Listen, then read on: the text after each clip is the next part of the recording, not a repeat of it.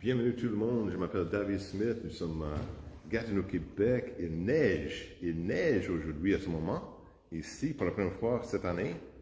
On supposait avoir au moins 10 à 20 cm, c'est environ 4 ou 8 pouces d'ici jusqu'à demain matin. Et on a réussi à mettre nos pneus d'hiver au moins sur une voiture. Tenez vos Bibles en Hébreux chapitre 2, versets 1 à 4. Hébreux chapitre 2, versets 1 à 4. Et le titre de mon message pour aujourd'hui, c'est « Le danger de la dérive ». Le danger de la dérive. Hébreux chapitre 2, versets 1 à 4 pour commencer. Et avant, comme toujours, avant que nous commençons le message, nous voulons toujours que le Seigneur soit avec nous pour nous aider à comprendre sa parole et le message et pour nous guider et pour lui louer en le prêchant de sa parole. Prions Dieu. Merci Père Céleste pour le privilège encore que nous avons venir à toi, devant toi, pour prêcher ta parole, pour écouter ta parole, pour lire ta parole, pour écouter ce message que tu m'as donné, que tu puisses empêcher les puissances des ténèbres de nous empêcher à comprendre ce que tu veux nous enseigner aujourd'hui à travers ta parole, la Bible, à travers le message que tu m'as fait préparer pour aujourd'hui, et que les principes bibliques et les versets bibliques soient efficaces pour pénétrer dans nos cœurs et nos esprits, afin que nous puissions comprendre ce que tu veux nous enseigner, afin que nous puissions grandir dans la foi. Et s'il y a quelqu'un qui n'est pas 100% certain d'être sauvé, qui puisse mettre leur confiance en Jésus comme le sauveur personnel dès aujourd'hui. Et nous remettons toutes ces choses entre tes mains, au nom de Jésus. Amen. Le danger de la dérive, Hébreux chapitre 2, versets 1 à 4. Hébreux chapitre 1 à 4, la Bible nous dit, « C'est pourquoi il nous faut nous attacher plus fortement aux choses que nous avons entendues, de peur que nous ne périssions. Car si la parole annoncée par les anges a eu son effet, et si toute transgression, toute désobéissance a reçu une juste punition, comment échapperons-nous si nous négligeons un si grand salut qui, ayant été premièrement annoncé par le Seigneur, nous a été confirmé par ceux qui l'avaient entendu. » Verset 4. « Dieu même appuyant leur témoignage par des prodiges et des miracles par divers actes de sa puissance et par les dons du Saint-Esprit selon sa volonté. » Je vais expliquer ces versets encore au fur et à mesure dans le message. Et le point central de ce message, c'est que nous devons nous ancrer dans la vérité du Christ, de peur de dériver vers la destruction.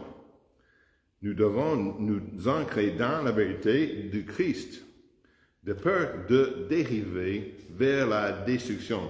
Hébreux chapitre 2, versets 1 à 4, le danger de la dérive. Alors, et aussi, j'ai un deuxième passage complémentaire, se trouve en Hébreux chapitre 12, versets 1 et 2. Le même livre, Hébreux chapitre 12, versets 1 et 2. La Bible nous dit, « Ainsi donc, nous aussi étant environnés d'une si grande nuée de témoins rejetant tout fardeau et le péché qui nous enveloppe aisément, courons avec constance dans l'arène qui nous est ouverte, regardant à Jésus, le chef et le consommateur de la foi, qui, méprisant l'ignominie à cause de la joie qui lui était proposée, a souffert la croix et s'est assis à la droite du trône du Père. Gloire à Dieu. Alors, je vous donne une petite anecdote qu'il s'agit de la dérive, de danger de la dérive. Depuis plusieurs années, mon fils et moi sont allés, nous faisons du camping en canoë chaque été à Lac-la-Pêche. C'est un parc Gatineau près de chez nous, près de environ 1 heure ici. Et c'est là, le camping, tous les emplacements du camping ne sont accessibles qu'en nous. Ça veut dire que nous devons mettre nos équipements dans le canoë pour aller 1 heure par canoë à l'endroit où nous allons faire du camping à notre emplacement. Alors, pendant nos séjours là, nous sortons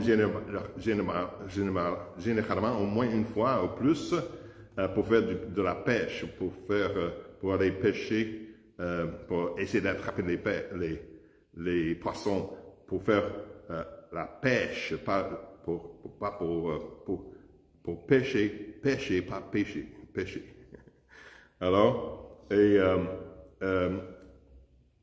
quand nous faisons de la pêche, j'attache nous allons en canoë, nous trouvons un endroit, nous voulons faire de la pêche qui semble bon, et j'attache une grosse pierre, on n'a pas d'encre ordinaire, mais j'attache une grosse pierre au bout d'une longue corde et j'utilise comme encre. Mais parce que c'est une pierre irrégulière, alors c'est difficile à l'attacher. Alors j'ai essayé d'emballer et faire les nœuds, mais j'essaie d'enrouler la corde autour de la pierre irrégulière et de l'attacher de plusieurs côtés jusqu'à ce que je pense que ce soit suffisamment solide. Alors, j'attachais ensuite l'autre extrémité de la corde au canoë et lorsque nous trouvions un endroit sur la lac où nous voulions pêcher, j'ai descendu cette pierre ou encre dans l'eau jusqu'au fond, jusqu'à ce qu'elle touche le fond. Mais une fois, nous étions, nous avons trouvé une place, nous étions descendu l'encre et nous étions en train de faire la pêche. Mais après un bout de temps, on a remarqué, nous bougeons, on n'est pas dans la même place. Alors lorsque j'ai remarqué que nous dérivions plus que de raison. Alors, lorsque j'ai vérifié la corde, il m'a fallu plusieurs secondes pour réaliser que je ne l'avais pas correctement attaché l'encre. Alors, l'encre avait disparu et malgré tous nos efforts, elle était perdue et nous dérivions. Dériver ne demande aucun effort, seulement la négligence. Alors, l'auteur de l'Épître aux Hébreux avertit les gens, les croyants, de ne pas laisser l'Évangile leur échapper par insouciance. L'Évangile, rappelez-vous que c'est simplement la bonne nouvelle au sujet de Jésus-Christ, que Jésus est venu comme le Fils de Dieu, Dieu le Fils, qu'il est mort sur la croix pour nos péchés à notre place, qu'il est ressuscité le 3e jour. Et si nous mettons notre confiance en lui comme notre sauveur personnel, nous pouvons avoir la vie éternelle, une relation personnelle avec Dieu. C'est ça que ça veut dire l'Évangile, la bonne nouvelle. Alors, encore l'autre à l'Épître aux Hébreux avertit les croyants de ne pas laisser l'Évangile, la bonne nouvelle, leur échapper par insouciance. Ce passage est un appel à la vigilance, au respect et à l'action. Mon point numéro 1, c'est regardez verset 1 de Hébreux chapitre 2, la nécessité d'être attentif. La nécessité d'être attentif. Et encore Hébreux chapitre 2, verset 1. Et je vais lire juste...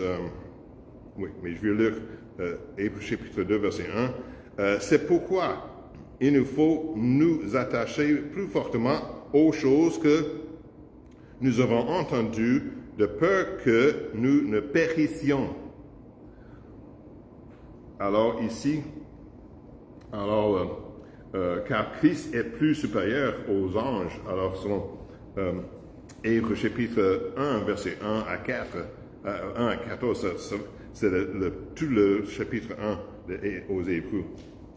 Alors, le danger n'est pas la rébellion, mais la dérive. Lente, subtile et souvent inaperçue. Alors, à la fin du verset 1, où il dit « de peur que nous ne périssions ». De peur que nous ne périssions, le mot grec pour que nous ont traduit « périr », c'est semblable aux dérives, évoque un bateau qui s'éloigne du port. Comme nous étions à la dérive, alors les bateaux qui s'éloignent de la porte sont perdus dans l'océan, dans le vide de la mer. Alors, point numéro 2, Hébreux chapitre 2, verset 2, et la première partie du verset 3. La Bible dit, le point numéro 2, c'est la certitude de la justice de Dieu. La certitude de la justice de Dieu, et la première partie du verset 2, il dit, car si la parole annoncée par les anges a eu son effet, car si la parole annoncée par les anges a eu son effet. Alors, la loi donnée au mont Sinaï a eu des conséquences. Regardons Deutéronome chapitre 33, verset 2. Et Deutéronome, c'est le 4e livre de l'Ancien Testament, page, si vous avez une Bible Archibald, c'est à la page 284. Deutéronome chapitre 33, verset 2. Deutéronome 33, verset 2. Et encore, c'est le 5e livre de l'Ancien Testament, ou le Pentateuque. Deutéronome chapitre 32, verset 33, verset 2, la Bible nous dit, « Il dit donc, l'Éternel est venu de Sinaï et s'est levé sur eux de Séir. Il a resplendi de la montagne de Paran. Il est sorti des myriades de saints et sa droite sortait pour eux le feu de la loi. » Et en Actes chapitre, dans le Nouveau Testament, en Actes chapitre 7, verset 53, Actes chapitre 7,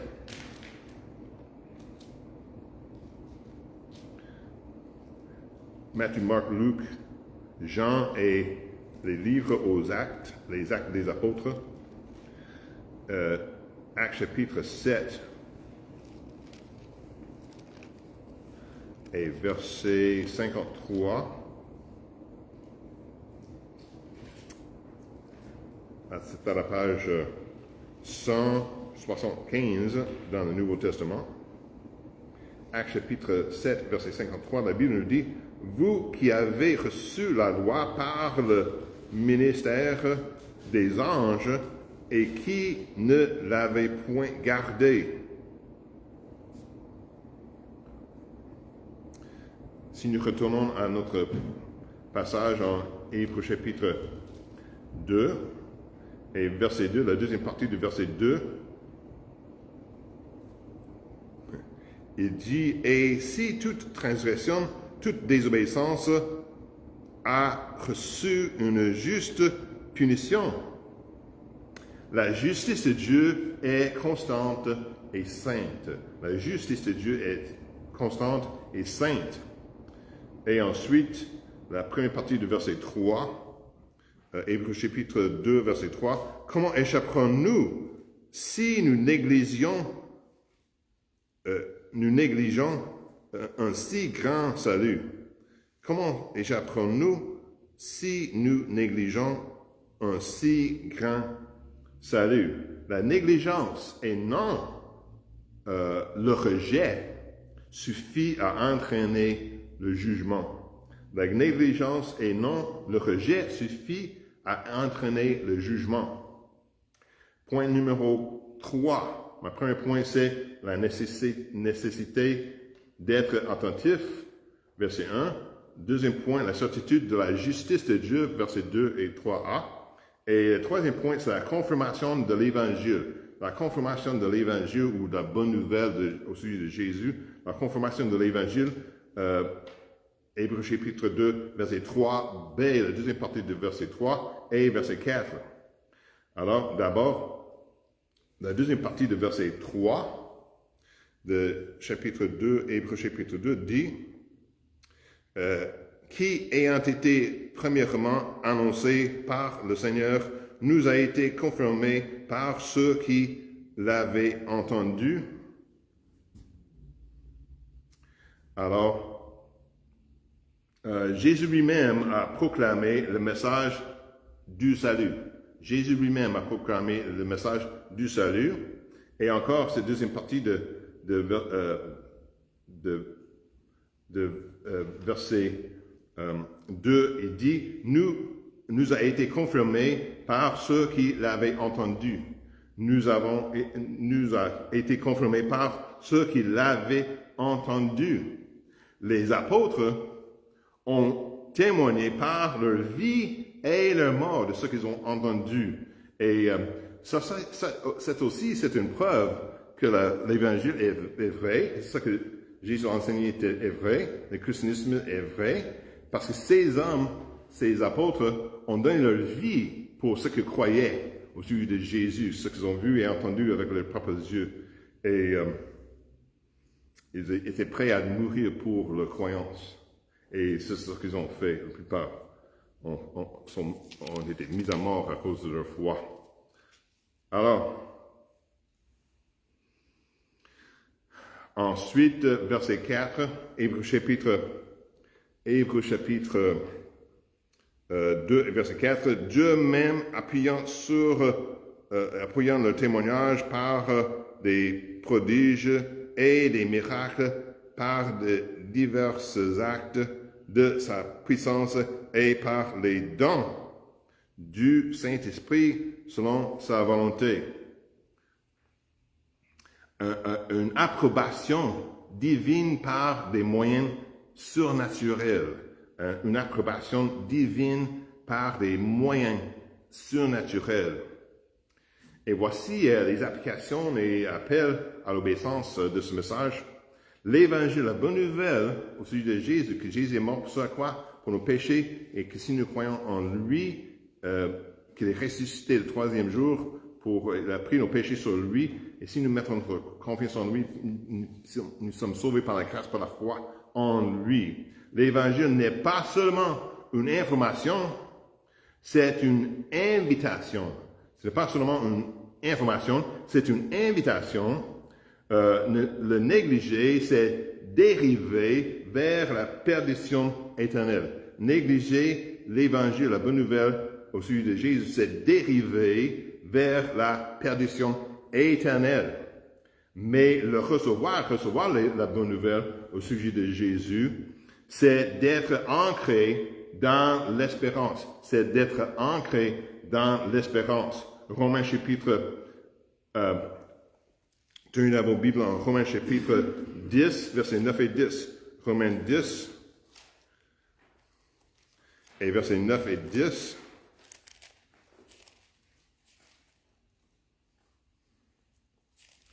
Romains 10 et versets 9 et 10. Et verset 8 parle de la parole et dit, voilà la parole de la foi que nous prêchons. Verset 9, elle, la parole, ça veut dire la parole, elle dit que si tu confesses de ta bouche que Jésus est le Seigneur, et si tu crois dans ton cœur que Dieu l'a ressuscité des morts, tu seras sauvé. Et verset 10, car on croit du cœur pour obtenir la justice et l'on fait confession de la bouche pour le salut. Et verset 13 nous dit, car quiconque invoquera le nom du Seigneur sera sauvé. Quiconque invoquera le nom du Seigneur sera sauvé. Si vous écoutez à ce message et que si vous êtes à la dérive, s'éloigner de Dieu, alors Dieu n'a pas bougé. Il est toujours là. C'est nous qui avons bougé. C'est vous qui avez bougé, qui a dérivé comme nous. Nous ont dérivé à la lac quand nous avons découvert qu'on n'a pas d'ancre. On est à la dérive. On s'éloigne de notre place et à la dérive. Alors, mais vous pouvez être ancré sur Jésus en mettant votre confiance en Jésus comme votre sauveur personnel par la grâce, par la foi en lui. Aujourd'hui est le jour d'arrêter de dériver. Aujourd'hui est le jour d'arrêter de dériver. Confessez vos péchés, croyez en Jésus comme votre sauveur personnel et ancrez votre âme en Christ. Prions Dieu. Merci Père Céleste pour tout ce que tu nous donnes. Merci pour ta fidélité envers nous. Merci pour ce message simple, direct et efficace. Que tu puisses utiliser ce message pour ta gloire et que tu puisses avoir cette vision, cette idée de ne pas dériver, de ne pas s'éloigner de toi, Seigneur, et d'être toujours ancré en Christ. Et s'il y a quelqu'un qui écoute ce message qui n'est pas 100% certain, qui puisse mettre la confiance en Jésus-Christ comme le sauveur personnel dès aujourd'hui. Et nous te remercions pour toutes ces choses au nom de Jésus. Amen. Alors, si vous écoutez en ligne, si vous n'avez pas mis ta confiance en Jésus comme ton sauveur personnel, tu peux nous contacter. Et ça m'a fait plaisir à expliquer la bonne nouvelle, à comment être sauvé. J'ai essayé d'expliquer le plan de salut, comment être sauvé dans les messages chaque dimanche. Mais des fois, ça prend de conseils personnels, comme Philippe a conseillé l'homme sur la rue quand il est sorti en train de retourner chez lui. Et Philippe, il a dit, comment est-ce que je puisse comprendre si quelqu'un m'explique? Alors, et Philippe a commencé à expliquer d'où il était dans la parole de Dieu. Et cet homme a mis sa confiance en Jésus-Christ comme sauveur personnel, a été sauvé. Alors, n'hésitez pas à nous contacter par courriel sur notre site web, Église biblique baptiste de l'Outaouais. Alors, Église biblique baptiste, .com, c'est notre site web. Et vous pouvez nous contacter à travers ça avec l'information. Et ou venir ici à 111 rue Broadway à Gatineau. Et les dimanches à 15h et les jeudis soirs à 19h. Que le Seigneur bénisse. À la prochaine et à la prochaine.